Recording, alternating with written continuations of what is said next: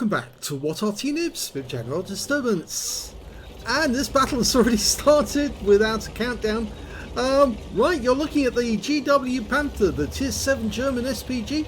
This one's located on the south spawn of Overlord, and it's under the command of talon1958, and this is his latest entry in the competition with Angelina to get the best result of the week, and whoever wins gets the lion. Well, so far Angelina submitted a first class tanker, and I think she also got a Confederate at the same time, but I'll have to check that. We'll see it in the end results. I'll compare it with her figures at the end. Okay, the enemy's been spotted, the other side of the bowl, and I think that Talon's ready to shoot. Okay, we've got a Brask. Just got clobbered by one of our teammates in the S51. Oh, that landed short. I think he fired that a bit snap. Didn't let it dial in, and as a consequence, the round hit the ridgeline just be in front of the Brask. Now, going down this way to the beach area can be a bit of a problem. It can be a bit of a risk, because if the enemy does actually come up from the beach, it's difficult to drive away from this area because, of course, the slope is against you. And it looks to me like Talon's decided to go all the way down on the beach.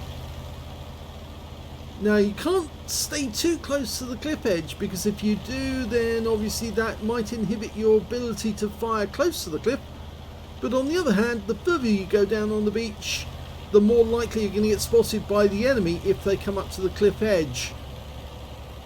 A couple of enemy tanks have been spotted, the Viz 44-1 and a Black Prince. And it looks like Talon's going to go out into the surf and try and fire from there. That sometimes does work actually, because it gives you good angles. Okay, there's that IS-22, a Brask. That's the same one he fired at before, because he's very low on hit points. And I think he... oh, that's gone. Okay, we've got two tanks here, so if he hits the IS-22, he might actually damage the... oh, he stunned the Emil one behind him. Okay, so we did get 279 hit points of damage, and yeah, it looks like the shell actually landed on the engine deck of the IS-22. In fact, actually coming down this way has actually worked out for Talon, because an enemy Super Pershing has managed to make his way into our rear, and he's tracked at the moment, but he could have been a threat to Talon if Talon remained up this way end of the map. That was aimed a little too short, and he didn't take into account the fact that the Super Pershing was going to move away from that spot. You need to give enough lead on the target when they're driving away. Okay, we lost sight of the Super Pershing now, but there is a Super Hellcat nearby, and he might be able to spot him for us. There he is. Okay, now can he get around on this guy? I think he might be able to. Rounds out. And yes, he does get a hit for 185, landed on top of the turret. And the Super Pershing just killed the Hellcat, unfortunately. You can see that that shell actually landed on the turret roof. It's a hole in the roof. And there goes the Super Pershing, and he was taken out by our GW Panther 2. Now, it seems the enemy has the east side of the map, and Talon's picked the west side of the map, so very good choice actually to come down here. Oh, direct hit on the IS-22 there. No explosion, so he definitely hit him. Okay, we've got an AMX 1375 who's, well, was relatively immobile. I just noticed a tracer from one of the enemy Arty firing in the background. There's a GW Panther and an SU-14-1 on the enemy team. Instead, he's going to go for this SU-101. Rounds out. This looks good. It landed right behind him. It looks like it might have... oh, it hasn't tracked him. He's still mobile, but he's been stunned. Let's slow him down a little while. Again, we can see the tracer from the enemy Arty coming in. I think the SU-101's moved from that position. He fires another round in, and oh, pulled away before we got to see what happened to the shell. And I think the reason why he did pull away was this T-20. Obviously, I do remind people, if you pull away without seeing the result of the shot, then all we see is you aiming, firing, and nothing coming out of it. So again, that makes a very boring game, and we do try to discourage people from sending us replays where it's boring by not doing those replays. Well, he got a direct hit on that one. He hit the Scorpion on the enemy team, and that Scorpion's the tier 8 German one. Lost sight of that one. Our guys have got up to the far end now, and the enemy is actually being pressured. And that SU-101 has appeared again. This time round, oh, he did get stunned there, and Talon fires one in and gets the splash kill. So he's got his name on the board. Okay, the enemy's still threatening this end though, and there's a T-20 with very low hit points nearby. And now a Nubes. The T-20's gone. That Nubes is determined to get at our guys. In fact, I think he's going after the Arty. That was a little late on the lead again. But the kill shot goes to that GW Panther spy again. So that's the second kill that guy's got. Okay, Scorpion, very low hit points. That was the one he hit with a blind hit earlier, and he's gone.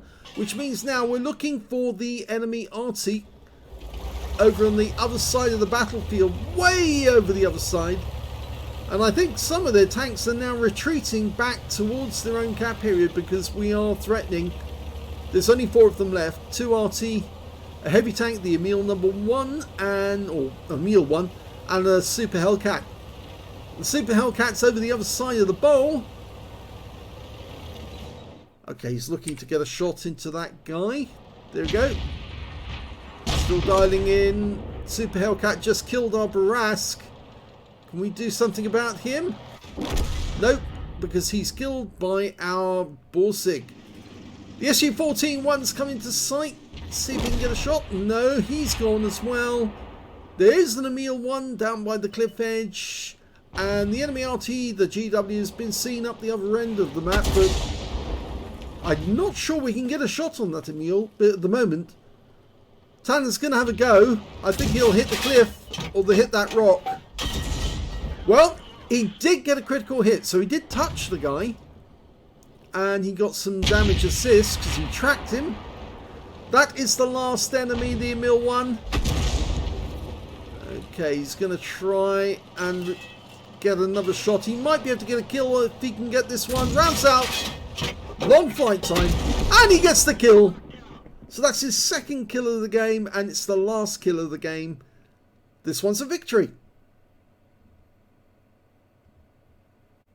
Here's the end of battle stats, and that was the third class tank for talon1958 in the GW Panther. He did get a Bruiser medal for getting at least 5 critical hits. In fact, he got 6, but he didn't get any other medals. I'm afraid he wasn't firing at the right tanks in order to pick up enough credits, and yeah, I think a few of his shots were fired, and they were very difficult ones, or he fired snap, which meant that the shell didn't hit the target, or he just didn't get enough lead on the target to actually hit it. His win rate from this battle was fairly low, 1020, not what we normally see from Talon, but I'm sure he'll probably try and submit another replay to see if he can win the competition this week. Okay, let's have a look at team score. Way down the table, not where we normally see Talon, he's actually mid-table. The highest damage in the game was actually done by a Scorpion G, 2,922 hit points. The second highest was that GW Panther Spy, 2,733 hit points. And the third highest damage was the enemy SU-14-1. Yes, their Arty scored their highest with 2,373. When it came to kills, it was the Emil 1 who did the best with 4 kills, 3 kills to the GW Panther Spy and the Brask. And yes, I'm afraid Talon, well, he only got 2 kills out of this one, but it does put him in joint third place. When it came to base XP, it was the Brask who did the best with 1,052, 901 to the S51, who was very busy, 874 went to the GW Panther Spy, and we can see Talon only got 638, which puts him mid-table on his team. He fired 12 rounds in that game, 5 direct hits on the enemy, there's no penetrations at all, 10 splash, damage of 825 hit points, all of it at more than 300 meters. Not the sort of damage that Talon normally does. He normally does at least twice, maybe even 3 times that amount. 5 enemy vehicles damaged, 2 killed, 149 hit points of damage assistance, plus 337 hit points of stun assist off 7 stuns.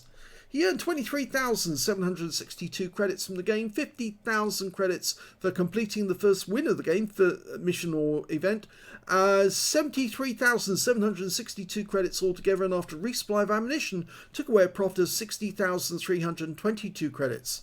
957 XP times 2 for the first victory, 1,914 experience points altogether. So unfortunately not up to his normal standard, but if we look at the results for Angelina, we can see yes, she did much better. She got a first class and she got a bruiser in her game, and her win rate was much more the normal amount that Talon gets, 2,567. So yes, Angelina's very definitely in the lead at the moment, so Talon's gonna have to get his finger out and get us a good result out of at least one of his battles, otherwise he's going to be getting up at the weekend and Angelina's going to be getting a lion again. I'm sure she's very grateful for that. Anyway, so that's the end of this one. Yes, I hope that Talon does send me something more worthy of his scores, you know, something, use one of the 212A games and get us a really great result, and hopefully that will beat Angelina and put Angelina to task to get a better result as well.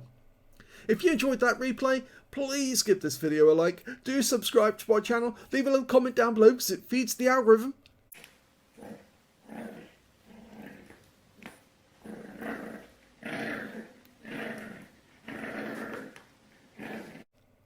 And please do remember that we've got another channel called The General where you can watch great replays without any commentary. And just recently, somebody sent in a replay. So they've been seeing their replays and other people's replays on the General channel. And they've actually sent in one of their good replays and it's been added to the channel. So, you know, people sometimes just want to see a replay without any commentary because obviously that way you get to see the battle just as you saw it without any mods or anything like that.